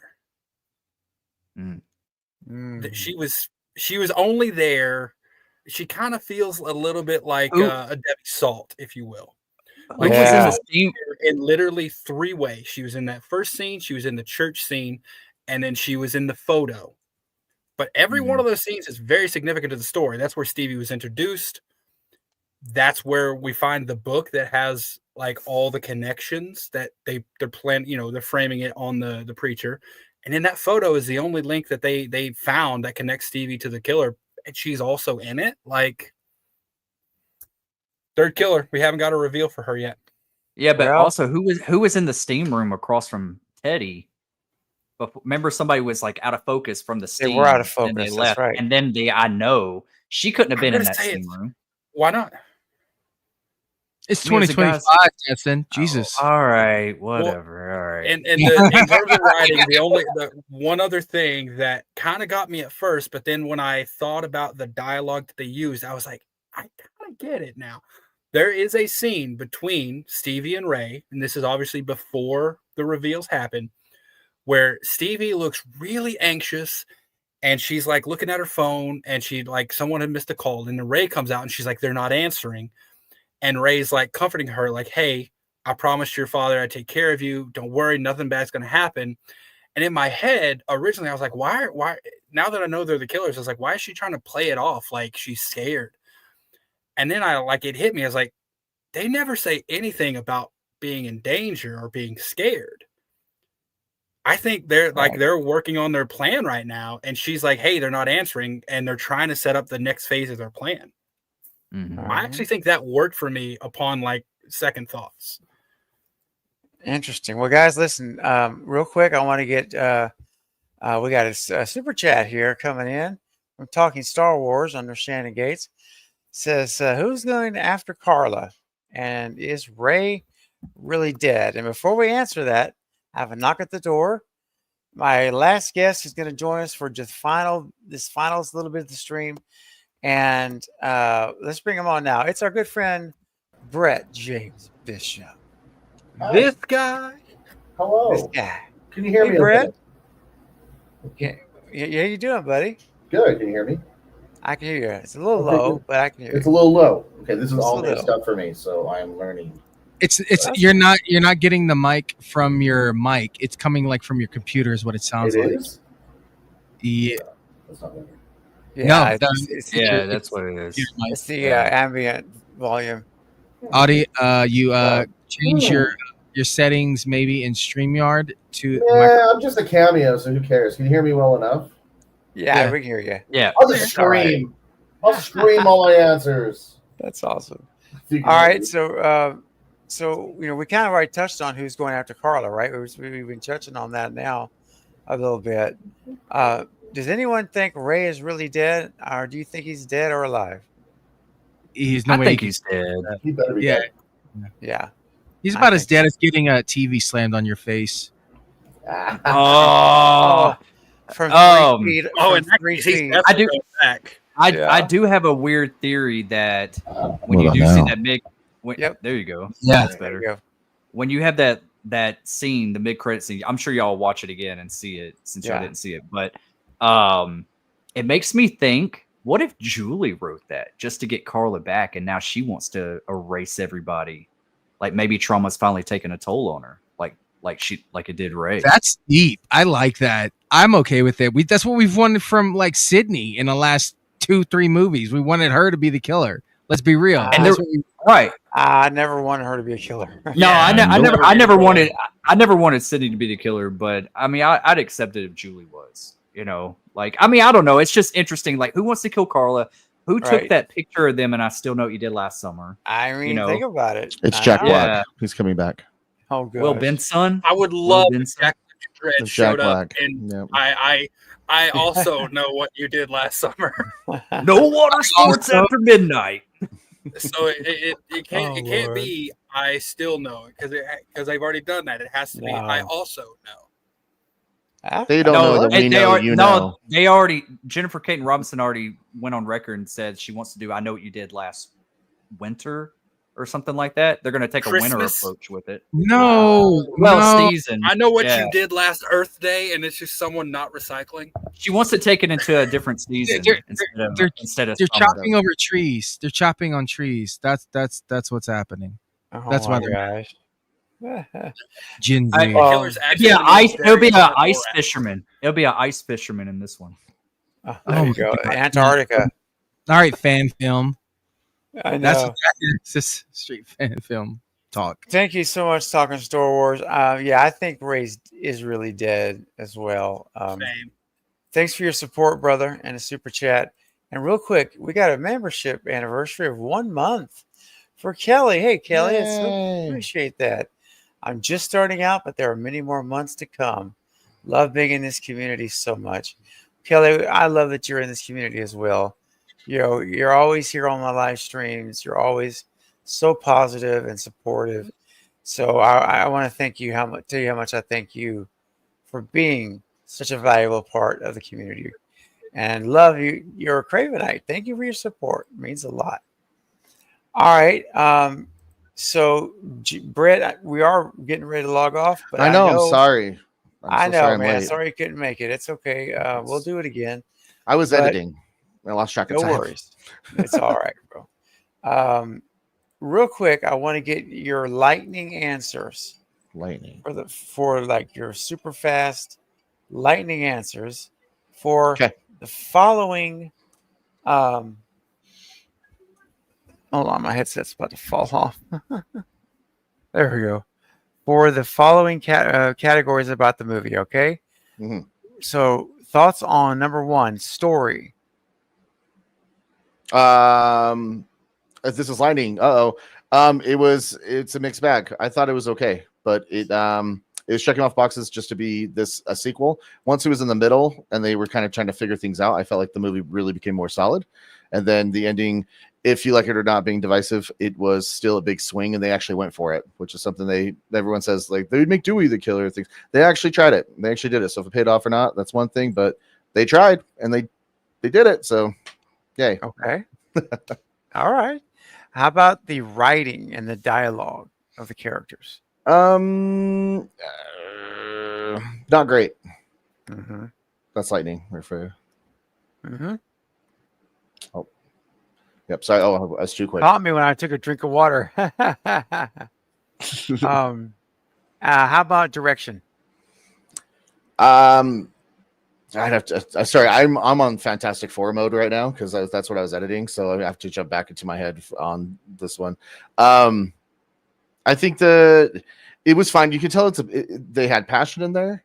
It's just the script probably needed a few more passes, and I don't think it really decided what it wanted to be. It was like, is it a sequel or is it its own thing? A really good comparison would be Final Destination Bloodlines, where they did it right, and they had made it their own thing. They reinvented a lot of the story points, and so with this one, this was more playing it safe. So it kind of it was weak by that. Okay. Mystery element. Oh, that's not great at all. No, I was listening terrible. to what Bearded was saying. Yeah. What a shame. Could have been such a great mystery. And Keep going. Yeah. Sorry. Okay. And how about for the reveal of the two killers and their motives? What'd you think about those? I wish that Ray's would have been, I don't know if anyone said this earlier, but would have been brought up earlier in the film, because that would have been really, I think that it's a missed opportunity to go into the psychology of that. I think that really could have been a lot of fun diving into that and having him just feeling like he's being erased and whatnot. I mean, this isn't Scream necessarily. I know you love summer movies. Really, I mean, I guess the second one had like the kid that was the son, but we all knew who the killer was in the first one.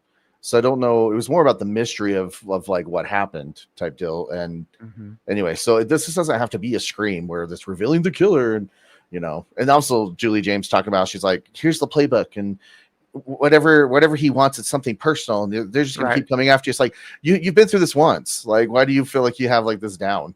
like it's happened to Sydney, 4 or 5 times where they would have a given playbook the on rules. Remember, like, it was basically doing what Dewey did in Scream 5. Yeah, Identical ripoff to me. It was just like she's given the rules. Yeah, but that's the so point. Many Scream connections, man. So many. Yeah, I like her giving the it's rules just better than I like Mindy giving the rules. Oh, any day, any day. But that's an example of just checking off the boxes. So yeah, right. Okay, man. Overall rating of the movie, I'm gonna go around.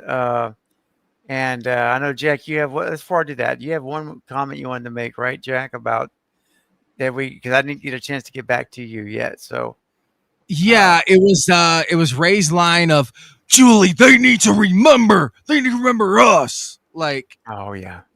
Like what? No, what? Are you like 12, dude? Like, move the fudge on. And did you have any other things you want to share, Jack, about the reveal? I'm trying to. No, everybody said everything. I'm trying to send something, and it keeps coming back. But yeah, I would have liked it if he would have been like, I wanted to get you back here, Julie. I wanted to bring you back, and this was the only way. Something like that, Yeah. That kind of feels like them killing Dewey to get Sydney back, though. Well, it would have been a parallel. Sure, it would have. That's what I'm saying. Kind of do your own thing. Like, don't try to just copy and do the, Did anybody remember the line "sliced and diced"? You remember that in the movie? Sliced, diced. Yeah, that one. Yeah, I was like, dude, it's Randy. That's immediately got back to Randy's sliced and diced comment. There's so much screen stuff in here, man. That's mirrored. And Nicole Kidman for the AMC. We come to this place for magic. When they're looking up at the fireworks. The fireworks. Yeah. Thank you. Yeah. Sorry. That's what I thought about earlier when you were talking about that, Teddy, and I was like, oh, I completely forgot to mention that part, but I laughed so hard at that. Oh my god. Yeah. I thought that was hilarious. Yeah. Oh my gosh. Well, guys, listen, real quick. I'm going to shift gears because we are about to wrap up right now, and I do want to say one thing. We've the links for everyone here on the panel to their Instagram or their YouTube channels have been in the chat throughout the evening. So if you've not subscribed to my good friends here, Jack and the Beard Entertainment, Destin and Brett, please do. Please do, and show them the love of the community. And follow them on Instagram. Subscribe to their YouTube channels. Great stuff. Brett's got a great little channel he started doing reviews. Brand new channel. So if you would all go and subscribe it. Me. It's my little cartoon guy. Yeah, it's good. I like it. Nice. Looks really good. So I'm gonna put his link here right now. Oh, thank you. Hey, you're welcome. Now, real quick, as many of you know, some of you may not, but Brett James Bishop is a filmmaker as well as Jack. And Hi, Jack. he actually, Brett. fellow filmmakers in the business here. And you guys are also, Destin and Eric, you guys are working on films, fan films or independent films too. So there's a great movie Brett has made. I've got to get a sneak peek of it. And it's called The Shape of Halloween. And it is really good. Well done. Cinematography blows my mind, Brett. I always tell you that. Thank you. Leon Clayton from an international film festival. He actually just won. He actually won an award for it. So yes, good. Yeah. It's really the real deal, guys. And Brett mentioned to me earlier. He says, "Hey, man, do you want me to send you over an exclusive clip that no one's seen before?" Yeah. And I'm like, heck, except for Eric. Yeah. Except for Eric, of course. So, guys, everyone watching here now, listen, you got to check this out. I've seen the film. There's some new shots that I haven't seen. I'm excited to see it all together. But I can tell you, this is a 2 thumbs up all day long, and then some. Here's a clip. Do you want to set it up for us, Brett? Yeah, this is Laurie Strode, played by Paige Manton, meeting up with Samuel Loomis for the first time, played by DeMar Jones, and he won an award for this too. Yes, he did. Rightfully so. All right, here we go, guys. Here's the premiere, never seen before. Enjoy. Cynthia Myers. Was that my sister's name? No, it's yours. I don't understand. Why do I have a tombstone? It was placed there to protect you. See, the thought is that Michael would eventually get out, and when he came back to Haddonfield and saw that you had a tombstone there, he would know that you truly did perish on that horrible night. Who would think to create this in the first place? You're the only one who thinks he's crazy. I did. I placed it there. Does my mother know about this? Yes.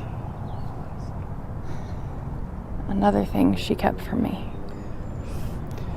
Listen, Laura, we got to get you to a safe space. I don't know who to trust right now. My mom or some guy that everyone thinks is crazy for sounding off the alarm every year. If everyone thinks I'm crazy for sounding the alarm about Michael, at least they're hearing the alarm. I shouldn't have come here. So I'm gonna go babysit a 10-year-old boy, and then I'm crashing at a friend's house until my mom gets back from her business meeting. If Michael wants me, he'll have to come find me. That is precisely what he'll do. Listen, you have my number. When Michael shows up, use it. I beg you.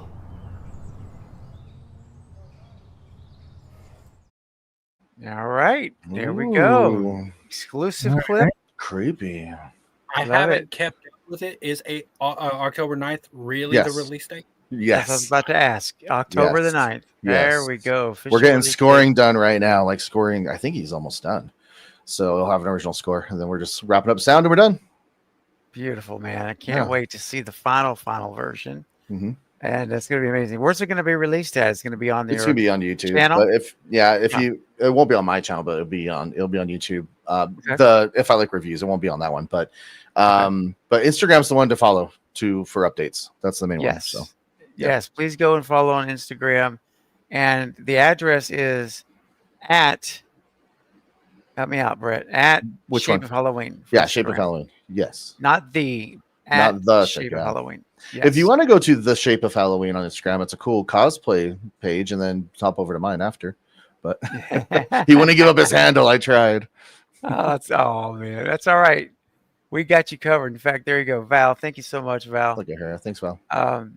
Putting it in there so that we go, guys, and follow if you have not done so. You want to be connected to Brett. All right, trust me. Thanks, guys. All right. Well, listen, guys. There's so much more we probably could have said, but I think we covered this movie pretty well. Sorry, Brett, you weren't able to. Yeah, I be covered here it earlier, well. but you gave your thoughts. They're on point. Go to if you like reviews to see my review on it. How's That's that? true. You could do that too. My plugs That's all true. over the place. Sorry, I'm shameless. No. Oh gosh. All right. we do- Final thoughts, yeah. guys. Last Oh, yeah. time. Final thoughts, and we're gonna wrap. About the movie. Jack, we'll start with you. We'll go around. I'll give mine, and we're gonna say goodnight. As a slasher fan, I liked it. I think it could have been more. I give it a solid 7. Well, actually, I said I was going to go. I'm going to give it a 6. After thinking about it more, I really liked it. It made up. All I could say, the most positive thing, it made up for I'll always know what you did last summer. Made up for what? Yeah. It was this fictitious movie that it was a fan film. It was a fan film. You know what? That was actually shot in Utah, like where I'm at. Is that The right? third one was, yeah. Was All of a it sudden set in I was seeing like landlocked Park City and Colorado? yeah, no, I don't know, but I mean, I saw like Park City in the opening of it and stuff. I was like, wait a second, that's Sundance. Hilarious. Wow. Sorry to interrupt. Go ahead. All right. Bearded, final thoughts. What's your rating out of 10 stars? Out of 10, I'd probably give it like I'll say 6.5. Like it wasn't the best that it could have been. There's definitely some room for improvement, but I mean, I definitely liked it more than some of the other horror I've seen. Like it's better than Night Swim, better than a lot of stuff that I've seen recently. Yeah. So I hope we get a sequel. I hope more comes from it. Just because this was this didn't live up to people's expectations doesn't mean they can improve. And I don't see it. Right. I would like a chance for it to improve. And overall, because my expectations were so much lower because of all the bad reviews, right. I think I had a better time with it than most people. Yeah, but 6.5 out of 10. All right, Destin, what's your score? I'm gonna go with the 5.5 out of 10. It's almost there. I mean, it's just serviceable to me. It kind of scratches the whodunit and slasher itch that I'm always craving for. Right. It's just so much potential, too much trying to just like the jarring scenes just bring it down for me. Maybe we'll get an extra cut that will make the movie flow a little bit better, but there's just plugged in scenes that didn't really make sense, or it's just too jarring from jumping from one thing to the next. And then just the cheap writing kind of brought it down to me. I think it was too many cooks in the kitchen when in the writing room. Directing, I like Jennifer Caton Robinson. I like her direction. I think she's got a good eye. And I know she has great potential because Do Revenge was a really well-made movie on Netflix. I'm hoping that the next one's better. I want it to be successful. I want another one. I just want them to scale back on some of the Gen Z stuff. Maybe we'll have some legacy characters more focused, at least share a little bit of the light instead of them just being kind of plugged in. And just make it a little darker. It was just, it felt, and it don't make it feel like a made for TV movie. This felt like I Know What You Did Last Summer, the Hallmark Channel. Okay. I mean, it did have Jennifer Love Hewitt in it. It did. Yeah, that's true. She is on one of those networks. Does a lot of movies. She's on the Hallmark or Lifetime alone. Hallmark. That's true. Is she? I didn't know that. Yeah, she actually is. That's true. Collecting a check. Brett, Did I already cover you, Brett? I can't remember which way I'm going anymore. No, I'm next. And then go you. ahead. Go ahead. All right. Go ahead. So because I haven't been here the whole time, I'm just going to go through it real quick. Here's the thing: is I know a lot of people are saying it's negative with how cheesy it is, and that it was very went with the formula and was very cliche and whatever. I actually loved it because of that. It reminded me of an old time 90s film. Like I was at the right age of ripe old 13 when Scream came out, and riding that wave of the horror films that came out at that point. I was like prime age for those. So this brought me back to the 90s, and I actually felt I had such a blast because of that. And I know I could get why it's divisive for some people, but for me, I think it super duper worked. I do like the 6.5 rating. That's probably what I would do. And honestly, if it wasn't for that mid-credit scene, it probably would have been like a 6 for me. But I mean, my whole theater was so excited when that one hit, and I was like, gosh, this should have been that movie. You know, if they would have done that one this time, I think this movie would be like printing money. But I actually thought the kill sequences were actually really good. I thought there was really good suspense in it. I was following it. And the other thing, I don't know if you guys have talked about too much, is I really liked the cast. I thought they were all very charismatic, and I thought they had good chemistry together. And the ones who didn't or weren't supposed to have chemistry didn't. And it just worked. There's a lot of red herrings in there. And I don't know. I just kind of turned my brain off when I watched it, because that's just how, you know, once we got into it, I started saying, oh, this is going to follow the formula. Like, well, let's just kick back and have fun with it. So I enjoyed it. I want another. It was better than Superman. Yeah. Dust. Yeah. Oh, y'all take that back. I just did that to Brett. I had to do it to Brett. You know what? We argue on that one. Hey, Brett, what's your star rating? 6.5. Okay. All right, guys. Weird audio. I'm going to have to run really fast. So yeah, I'm going to say that my ranking for the movie is, I'm going to give it a 6. I'm going to go ahead and give it a 6 out of 10. 1 second.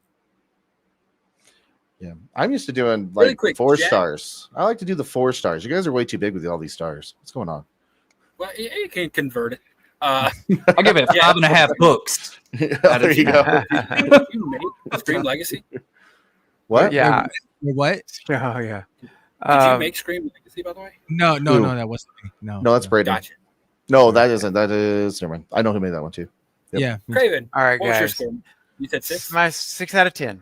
Yep, overall. And when chat, you know, we've already talked about the whys and hows, but I'm going to give it a 6, man. That's not too bad. It seems like a fun Halloween movie to put on. Just put it in your rotation. Throw it on the background. Yeah, absolutely. Yeah. Well, listen, guys, everyone in the chat, thank you for being here. Thank you for all your super chats tonight, your generosity to support the channel. Also, support these gentlemen, please, on the panel. Go subscribe to their channels, their Instagrams. All the links are in the chat. So if you would go do that, I would really appreciate it. Show them how much you appreciate them coming to spend their evening with us tonight, talking movies, or movie in this case. I'll be back Saturday night, so stay tuned. We'll be talking Scream, and I may even have a tier ranking I'm going to do on Saturday night. Maybe. Oh, so it could be a lot of fun. So stay tuned. And for everyone, thank you guys so much. Everyone in the chat, hang tight. I will meet you backstage for just a quick goodbye.